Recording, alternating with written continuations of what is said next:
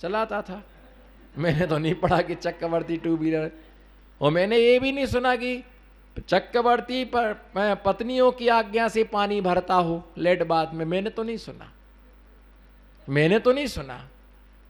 तो भैया ये ध्यान रख करके चलना कि भरत जी जैसे क्या है, बैरागी है। आत्मा बस बोलते हैं आत्मा अजर है, आत्मा, हिलो ना थोड़ा ऐसा, इधर देखो हमारे, हम तो पूरे एक्शन के साथ बता रहे, ऑलराउंडर है, सब चीजें अनुभूतियां अच्छी तरह से। आत्मा अजर है, बोलो आत्मा, इधर देखो ऐसे बैठे, आत्मा अजर है, आत्मा अमर है, ज्ञायक टंकोत्कीड़, ज्ञायक स्वभावी, परमानंद, एक लोली भाव, टंकोत्कीड़, ओहो हो, अहो अहो, आनंद साक्षात दिख रही है, भगवती स्वरूप सामने ही दिख रही है। अरे आंख तो खोल करम का कल्ला, यहां बीबी बच्चे मचा रहे हल्ला, और ध्यान में बैठा करम का, बोलना, यहां हल्ला मचा रहे बीवी बच्चा, और ध्यान में बैठा करम का कल्ला। वहां से पीछे से पोता आ गए, दादा क्या कर रहे, आत्मा का ध्यान, आत्मा का ध्यान। भैया ये शब्दों का बोध है। अब सोचो शब्दों में जब इतना आनंद है तो उसकी अनुभूति में कितना आनंद है, उसकी अनुभूति में कितना आनंद नहीं होगा। शब्द बोलना भिन्न है लेकिन उसकी अनुभूति करना, उसकी अनुभूति करना भिन्न बात है। तो वो भटक गए लेकिन उनके लिए सही मार्ग बताया, उनकी बुद्धियां क्या हो गई, सही हो गई हैं। इसी स्वाध्याय करने से कोई पागल नहीं होता, बोलो दीपक भाई, स्वाध्याय करने से कोई पागल नहीं होता, उसकी बुद्धि कभी खराब नहीं होती। लेकिन अक्रम से स्वाध्याय करने से बुद्धि क्या हो जाती है, खराब हो जाती है ना। ऐसे भी नियम है ना, कि कर्णान योग के लिए हर समय कर्णान योग का स्वाध्याय नहीं किया जा सकता। कब कब नहीं किया जा सकता, पूछो हे गुरुवर, हाथ जोड़ो विनय के साथ। कोई बात नहीं, हम है कम, बोलो हम है कम, पर पूरी रखते हैं। ए मत सोचो कम है, हम तो एक श्रोता को भी देश ना दे सकते हैं, उसके अंदर भी जीवत्व है, उसके अंदर भी ज्ञान दर्शन है। बोलो हे गुरुवर। हाँ, प्रश्न क्या था? हाँ, जो है ग्रंथ में हे गुरुवर, कर्णान योग के लिए प्रारंभ काल में क्यों नहीं पढ़ना? भाई इसलिए उसको नहीं पढ़ा जाता है कि विषय क्या है, कठिन है। विषय क्या है? विषय कठिन है। और ऐसे कर्णान योग, द्रव्यान योग, जब भी हम ग्रंथ का स्वाध्याय करें तो पहले गुरु से हम अनुमति लें, और इनके स्वाध्याय से पहले हम अपना बेश श्रद्धान मजबूत करें, जिससे चलायमान ना हो। और यदि मान लो कि स्वाध्याय करने से कोई पागल नहीं होता है, लेकिन अक्रम से स्वाध्याय करने से बुद्धियां क्या हो जाती है ना। कर्णानी योग को हरदम नहीं पढ़ा जाता, भली है हम कम पर पूरी रखते हैं दम। और ये है कि कर्णानी योग को हरदम नहीं पढ़ा जाता। कब कब नहीं पढ़ा जाता? कब कब नहीं पढ़ा जाता? अष्टमी को कर्णानी योग का ग्रंथ का स्वाध्याय निषिद्ध है। किस दिन? किस दिन? अष्टमी को कर्णानी योग का स्वाध्याय निषिद्ध है। चतुर्दशी के दिन कर्णानी योग का स्वाध्याय निषिद्ध है। अष्टांगा महापर्व में कर्णानी योग का स्वाध्याय निषिद्ध है। परवादिराज पर्युषण पर्व के समय कर्णानी योग के ग्रंथ का स्वाध्याय निषिद्ध है। नगर में किसी प्रतिष्ठित व्यक्ति की मृत्यु हो जाने के बाद कर्णानी योग के ग्रंथ का स्वाध्याय निषिद्ध है। अतिवृष्टि,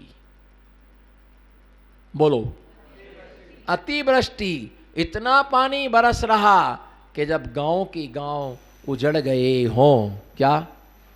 इतना पानी बरसा हो कि गांव के गांव जिसमें क्या हो गए हों, उजड़ गए हों, डूब गए हों, त्राही त्राही मची हो, लोग परेशान हो रहे हों, लोग दुखी हो रहे हों, लोगों के मकान डूब गए हों और हाहाकार पूरे देश में मचा हो। ऐसे समय में, बोलो ऐसे समय में, जोर से बोलो, ऐसे समय में कर्णानी योग ग्रंथ का स्वाध्याय नहीं करना। अनावृष्टि, अनावृष्टि हो रही हो, दुष्काल पड़ रहा हो, अकाल पड़ रहा हो, चंद्र ग्रहण, बोलो ना चंद्र ग्रहण, बोलो भैया सूर्य ग्रहण, एक ही क्यों बोलते रहोगे, चंद्र ग्रहण सूर्य ग्रहण पड़ रहा हो, संग में किसी मुनि की समाधि हो गई हो, है ना, किसी का संन्यास मरण चल रहा हो, ऐसे समय में करणान योग के ग्रंथ का स्वाध्याय नहीं किया, और अगर कोई अपनी उससे करता है जिद्द से मैं तो करूंगा, तो आचार्य महाराज कहते हैं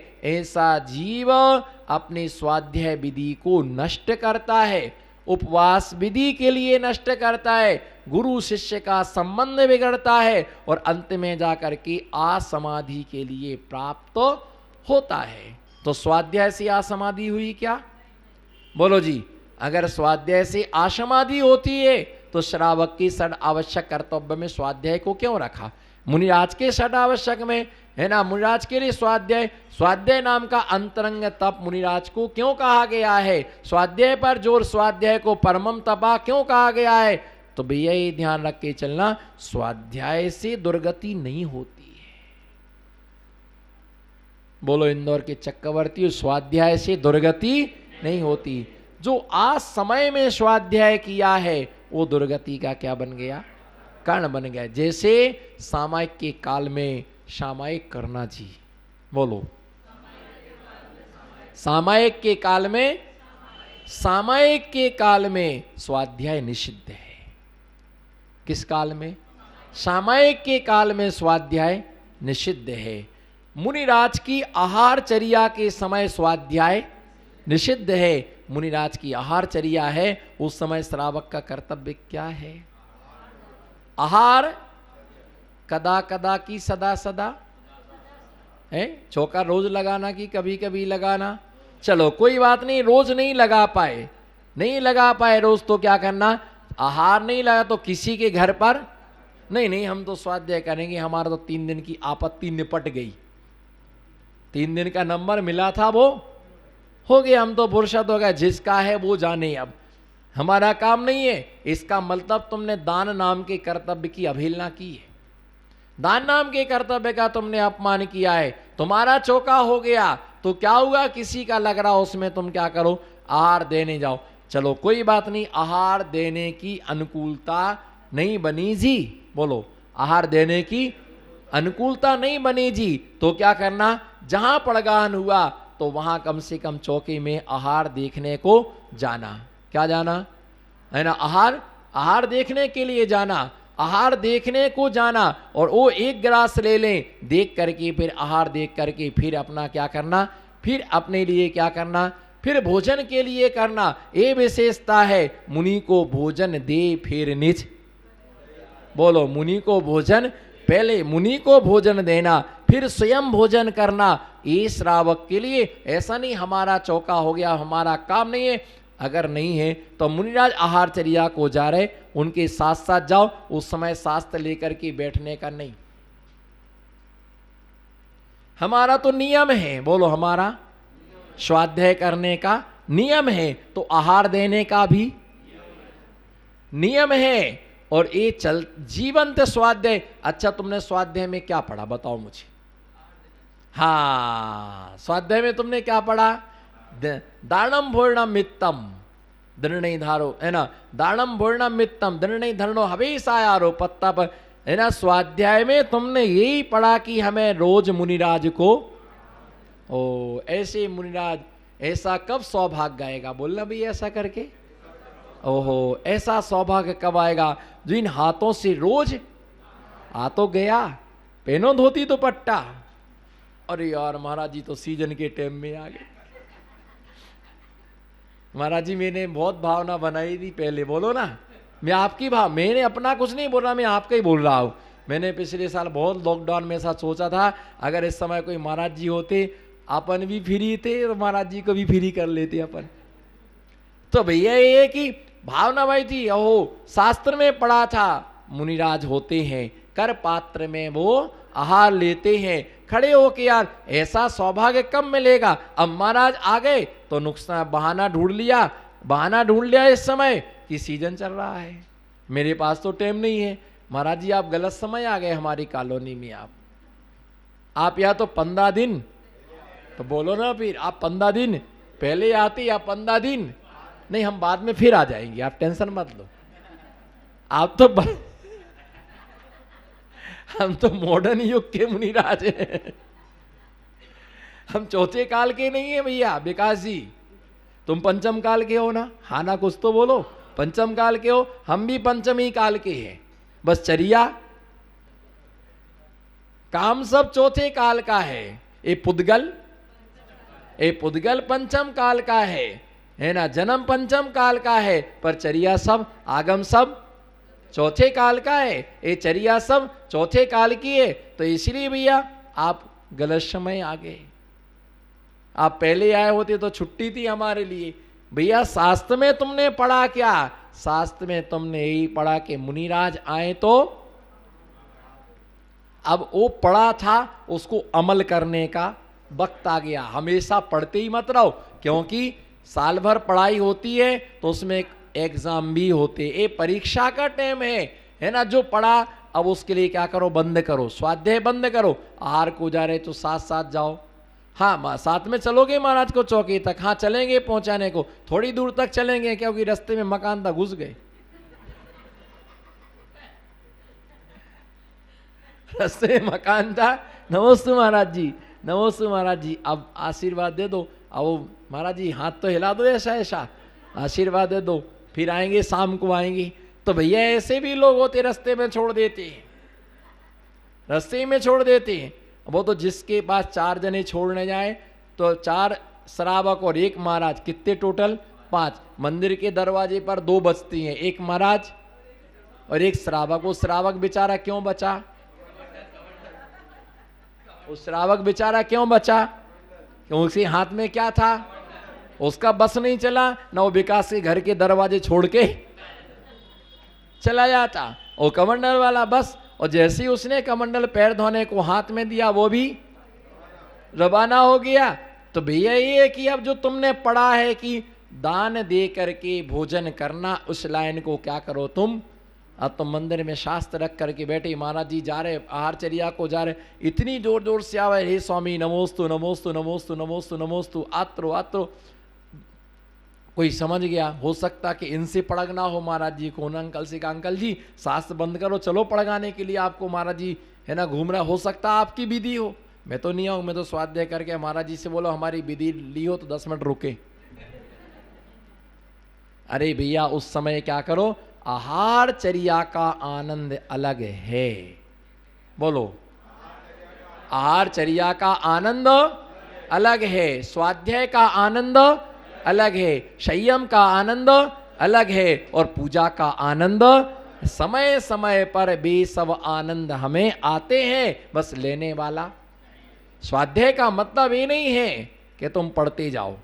स्वाध्याय का मतलब ही नहीं कि पढ़ते जाओ। जब समय आए तो उन लाइनों को क्या करो? सार्थक करो। हमें तो बोलते हमने शास्त्र में ऐसा पढ़ा है, आचार्य भक्ति करने से तीर्थंकर प्रगति का। बोलो चेलना हो। कब आए आचार्य भक्ति में? जब यहाँ आचार्य भक्ति होती है तो आपकी उस समय भुक्ति चलती है। जब यहाँ चलती है भक्ति, बोलो, जब यहाँ चलती है भक्ति तो आपकी चलती है भुक्ति, और जब यहाँ से हो जाती है भक्ति तो आपको घर गृहस्थी से मिल जाती है मुक्ति। तो भैया ये पढ़ा है उसको सार्थक करो। आचार्य भक्ति क्या? पात प्रक्षालन करना, पूजन करना इत्यादि ये भक्ति है। तो पढ़ना उस समय, चौके के समय स्वाध्याय करना ज्ञानावर्णी कर्म के आश्रव का कारण है। ध्यान से सुनो। नान्यथा मुनि भाषणम, मुनिराज की भैया वृत्ति का वक्त है। उस समय स्वाध्याय करना, लोगों को उलझाना, जिससे लोग महाराज के पास ना जाएं, ऐसी द्वेष भावना से उस समय ग्रंथ विस्तार के स्वाध्याय करना, ये ज्ञानावर्णी कर्म के आश्रव का। हमने ये देखा कि 9 बजे से रात्रि में भैया वृत्ति का वक्त है तो वहां लोग नहीं जाए, तो यहाँ स्वाध्याय करने बैठ गए। आओ बैठो स्वाध्याय में, आओ बैठो। लोग आहारचर्या में ना जाए, इसलिए उस समय स्वाध्याय करने के लिए बैठ गए लोग, शौच क्रिया में महाराज के साथ में ना जाएं, इसलिए शास्त्र लेकर के वहां पर बैठ गए। ऐसी क्रियाएं करने से घोर ज्ञानावरणी कर्म का आश्रय और क्या होता है, बंद होता है। मुनिराज का प्रवचन चला, ऐसे समय में पूजा भी ज्ञानावरणी दर्शनावरणी कर्म के आश्रय के बंध का कारण है। पूछो क्यों? पूछो, हे गुरुवर, प्रवचन के टाइम ये सब चीजें उस समय माला लेके बैठ गए, ये भी कर्म बंध का कारण है। यदि इस प्रवचन चल रहा है तो प्राथमिकता किसकी? बोलो, प्राथमिकता किसकी? अब उस समय तुम्हें पूजा करना है, पूजन का भी नियम है, या तो 10 मिनट पहले आओ या फिर 10 मिनट। अब प्रवचन हो गया, उसको सुनो। स्वाध्याय पूजा कर्म बंध का कारण नहीं है, ये ध्यान रख के चलना, शब्दों को संभाल के, है ना, अन्यथा अर्थ नहीं लेना। पूजा स्वाध्याय माला कर्म बंध का कारण नहीं है, लेकिन प्रवचन के टाइम ही अटक करके जानबूझ करके उसी समय करना ये कर्म बंध का कारण है, ये कर्म बंध का कारण है। जो तुम शास्त्र पढ़ रहे वो भी किसी उपदेश से क्या किया, पहले ही प्रवचन सुना। हम तो ये कहते हैं मंदिर में यदि एंट्री कर गए आप और प्रवचन चल रहा, सीधे आकर के प्रवचन में बैठ जाओ, बाद में दर्शन करते रहना, बाद में पूजा करते रहना, सामान्य से विनय करके भगवान कह जाओ, क्योंकि ये खिर जाएगा, दूसरी बार नहीं मिले।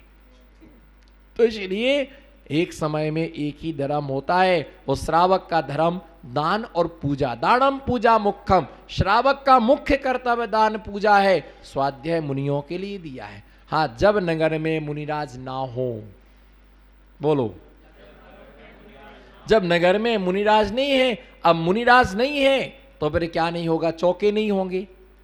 दूसरी बात, मुनिराज नहीं है तो प्रवचन नहीं होगा, मुनिराज नहीं है तो भैया वृत्ति नहीं होगी। उस समय तुम्हें क्या करना चाहिए, अब स्वाध्याय करो, अब पूजन करो। कई लोग ऐसे प्रश्न पूछते हैं कि महाराज जी हमारा पूजन करने का नियम है, क्या है? अब मान लो किसी ने चौके में बुलाया कि आप चौके में आ जाओ, तो क्या करें, पूजा छूट गई, अब नियम टूट गया? नहीं टूटा। क्या पूजन नहीं कर पाए तो नियम तुम्हारा नहीं टूटा। क्यों? तुम उस समय सो नहीं रहे, प्रमाद नहीं कर रहे, तुमने चौका में जो सहयोग दिया है वो भी एक पूजा ही है।